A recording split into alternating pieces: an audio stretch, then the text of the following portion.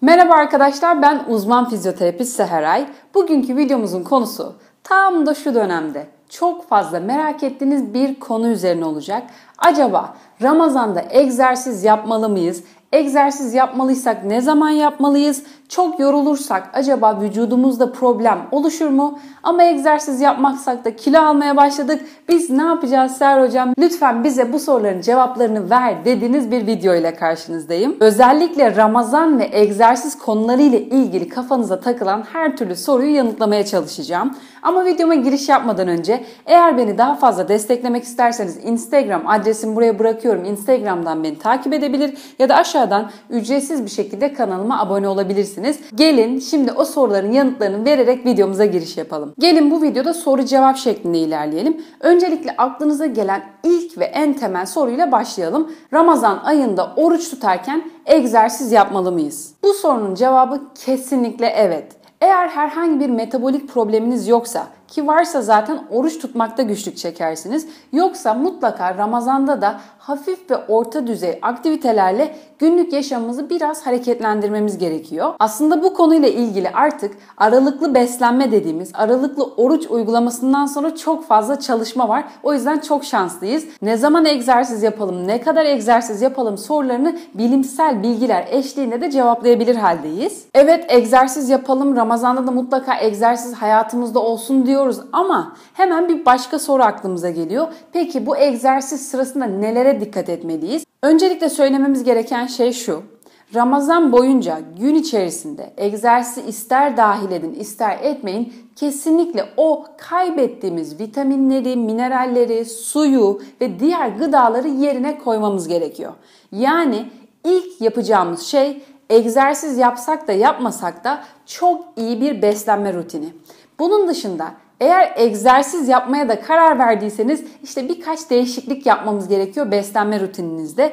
Ama şimdi gelin diğer sorumuzla devam edelim. Sonra beslenme rutiniyle ilgili bilgi de vereyim. Diğer sorumuzda da egzersiz yapacaksak nasıl egzersiz yapmalıyız? Bu sorunun cevabı tabii kişiden kişiye göre değişir. Normal hayatınızda zaten sporcu musunuz ya da günlük hayatınızda ne kadar aktiftiniz? Şu an çalıştığınız iş çok ağır mı değil mi gibi sorular bu vereceğim cevabı değiştirir. Ama gelin biz ortalama, yani şöyle söyleyelim, 30 yaşından büyük kişilerde günlük hayatında aktivite olup çok da aslında özen göstermeyip oruç tutan kişilerde konuşalım bu sorunun cevabını. Şunu söylememiz gerekiyor. Dünya Sağlık Örgütü'nün de bu aralıklı oruç süresince, yani yaklaşık 15-16 saat açlığın içerisinde bulunduğu bir beslenme şeklinde yapılan çalışmalara göre orta düzey aktivitenin haftada 3-4 kez yapılması önerilmiş. Bu orta düzey aktiviteden kastınız nedir hocam? Diğer bir soruyla devam ediyorum. Orta düzey aktivite dediğimiz şeyi şu şekilde çok kolay anlayabilirsiniz.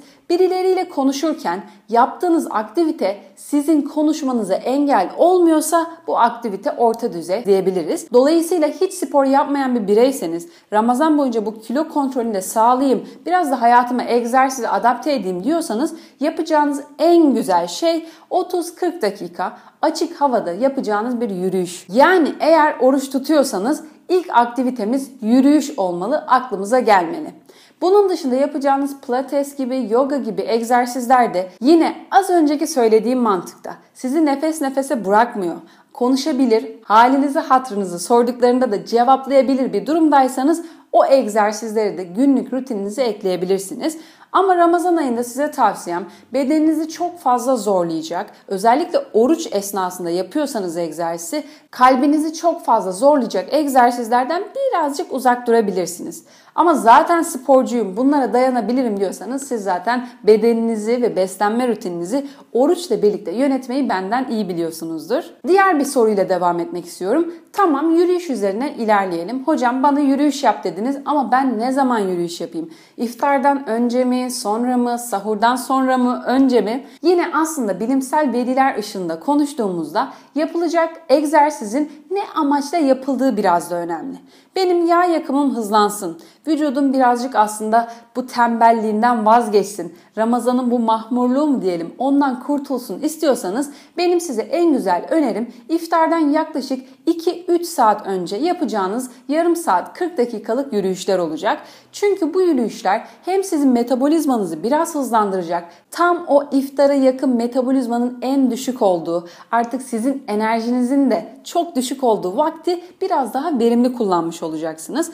Hem yürüyüş sonrasında iftara çok fazla vakit kalmadığı için de sizin o yaşayacağınız belki açlık ve susuzluk gibi hisler de en aza inecek. Ama bunun dışında eğer biraz daha kas kuvvetiyle ilgili egzersizler yapmak istiyorum diyorsanız da benim size önerim iftardan 2-3 saat sonra egzersiz yapmanız olacak. Çünkü bu sırada vücudunuz gün içerisinde o kaybettiği besinleri yavaş yavaş yerine koymaya başlayacak. Eğer iftardan hemen sonra yapmaya kalkarsanız biraz zorluk yaşarsınız. Çünkü midenizdeki o doluluk hissi vücudunuzun yeterince kaslara yönelmesini engelleyecektir. Dolayısıyla 2-3 saat geçip biraz sindirmenizin gerçekleştiği, biraz böyle rahatladığınız, vücudunuza enerjinin geldiği vakitte eğer kuvvetle ilgili egzersizler yapacaksanız yapabilirsiniz.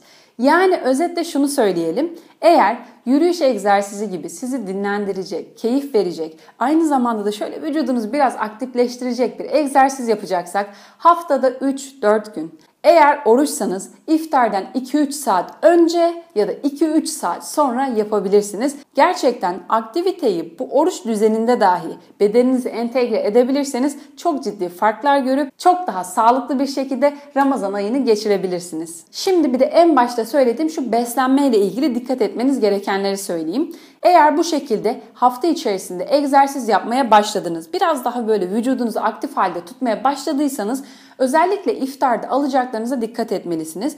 Gün içerisinde kaybettiğimiz sıvı miktarı biliyorsunuz çok önemli. Kesinlikle su tüketmeye özen göstermelisiniz.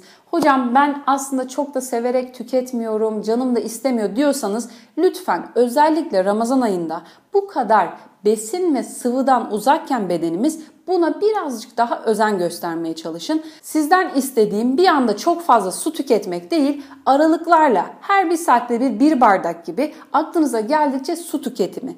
İlk olarak söylemem gereken detay bu. İkinci olarak söylemem gerekense eğer kas kuvvetiyle ilgili çalışmalarda bulunuyorsanız ya da bulunacaksanız proteinden zengin bir besin sizin enerjinizi yükseltecek ve aslında Ramazan boyunca daha dinç ve kas kaybı yaşamaksızın egzersiz yapmanıza olanak sağlayacak.